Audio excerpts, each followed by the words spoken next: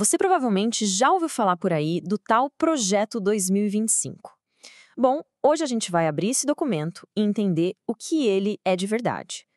Pensa num roteiro, um manual de instruções super detalhado criado pela The Heritage Foundation e seus aliados, com um objetivo bem claro: remodelar o governo americano de cima a baixo sobre uma futura administração republicana. Para a gente sacar a mentalidade por trás de todo esse projeto, vamos começar com essa frase que está logo no prefácio. Essa declaração não é só uma introdução, não.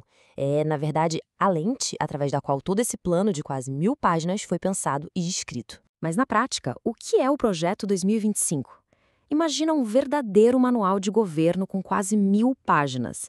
E não é só uma lista de ideias, viu? É um plano de batalha mesmo, super detalhado, feito para ser colocado em prática logo no primeiro dia de um novo governo.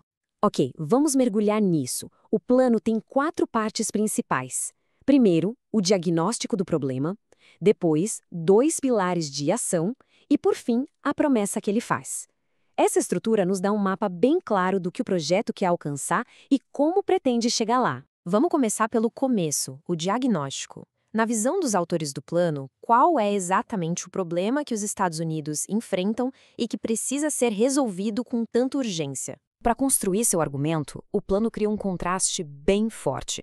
De um lado, ele pinta a era Reagan como uma época de ouro, sabe? Sucesso, prosperidade, vitória. Do outro lado, a situação de hoje.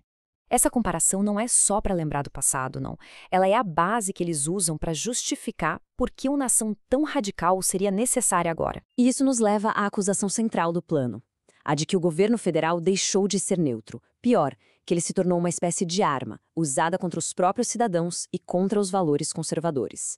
É essa crença, essa ideia, que alimenta toda a urgência do Projeto 2025. Certo. Se o problema é um governo que se tornou uma arma, qual seria a solução? É aí que a gente entra no primeiro pilar do plano, a concentração de poder. A estratégia toda começa com uma expansão, e uma expansão radical, da autoridade do presidente sobre toda a máquina do governo. O alvo principal dessa tomada de poder tem um nome: o Estado Administrativo. Pensa naquela burocracia imensa do governo federal, os funcionários de carreira, sabe? Segundo o projeto, essa estrutura toda funciona com uma agenda própria, sem se importar com quem foi eleito presidente. E qual é a justificativa legal para essa centralização toda de poder? Bom, ela vem de uma interpretação bem específica e ampla do artigo 2º da Constituição. Na visão do plano, esse artigo dá ao presidente controle absoluto sobre todo o poder executivo. E olha, isso não é só papo, não. O plano detalha um processo de 4 passos bem claros. Primeiro, o presidente assume controle direto sobre todas as agências. Segundo, demitir funcionários que hoje são considerados indemitíveis. Terceiro, fechar departamentos inteiros. E, por último, usar a caneta do orçamento para forçar a agenda do presidente. É, basicamente, um roteiro para desmontar e reconstruir. Ok, com o poder todo centralizado, a pergunta é: usar esse poder para quê? Isso nos leva direto para o pilar 2, as novas prioridades nacionais.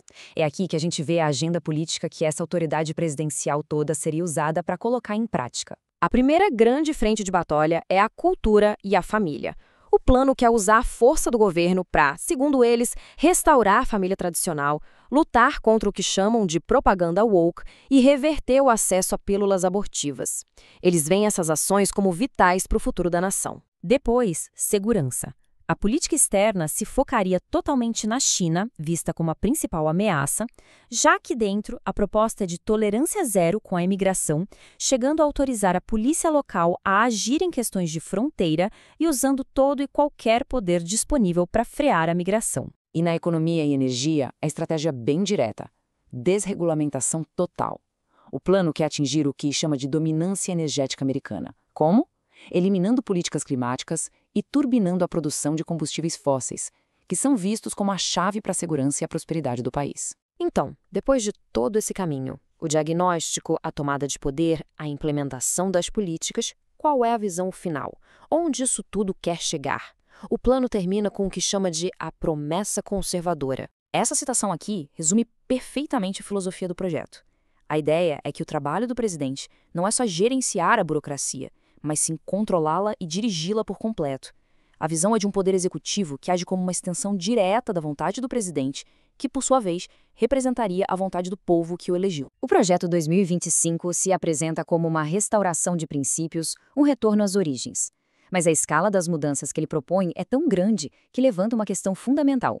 Este é um plano para restaurar a República Americana ou para, na verdade, redesenhá-la de uma forma completamente nova?